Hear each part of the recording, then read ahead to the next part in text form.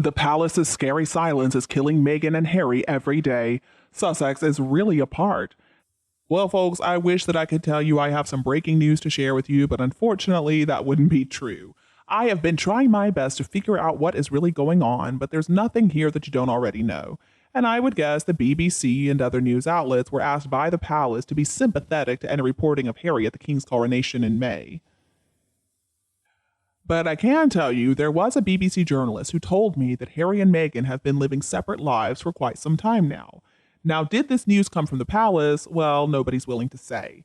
And this was given to the BBC by the palace. The official reason why Meghan wasn't attending the King's coronation back in May was because she's going to be so busy celebrating Archofficial's 4th birthday in California with her kids, which falls on the same day. But now we know, of course, that she was told in no uncertain terms to not dare show up.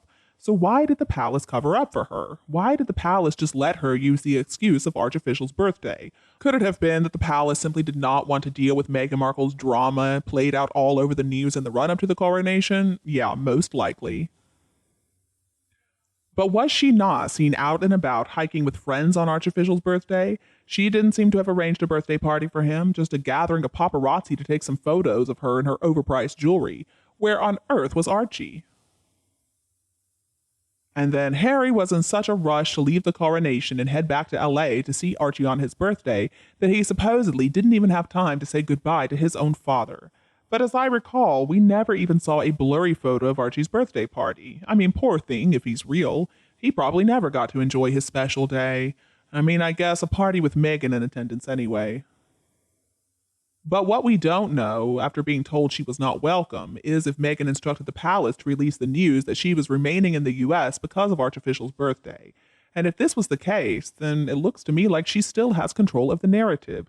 She's still got Charles wrapped around her little finger along with Harry. I do hope, though, eventually the palace decides to be a little more transparent and just tell us the truth. I do have a sneaking suspicion, though, that when everything finally hits the fan, the public is only going to hear what the public needs to know, which is not going to be much. When they finally do split, which should be pretty soon, I can't help but wonder who their little sycophants are going to blame. Are they going to blame Meghan Markle or Harry? Well, you know, they're going to blame the media, the hate campaign that just put too much pressure on their relationship.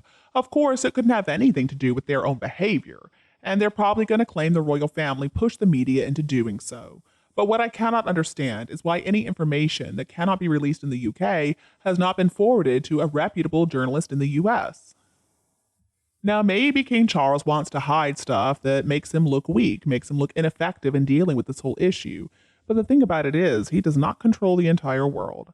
I also believe the British public as a whole really frowns upon a coronation invitation being addressed to Meghan, the mattress actress, addressed to somewhere in Montecito, California, or better yet, she just lies where she lays, and that varies on a daily basis. Or was it that Charles was just bound to determine not to have the spotlight taken off him again?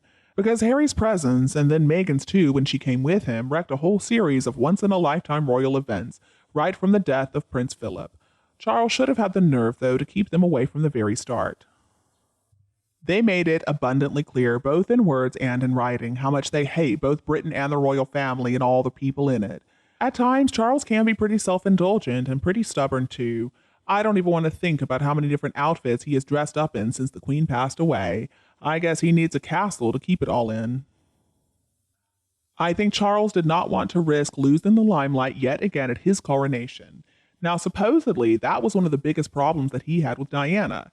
The more that she would shine, the more he hated her for that, for getting all the attention. He simply could not compete. Now, William's family doesn't dare upstage him, and Camilla doesn't either. She just stays quiet. I don't believe that he wanted any Harry drama to distract people from what was going on. And of course it did, though, because of that big red feather. And if she did not tell the palace to release that excuse, then I can only assume that paparazzi hike was Meghan's way of retaliating. See, she was going to stir up some discussion on the King's big day about, oh, I thought she was throwing a party. Either way, she is completely insane. She does not know how to shut her mouth about anything other than if she really gave birth to those invisible children. And that's how we know for sure she didn't.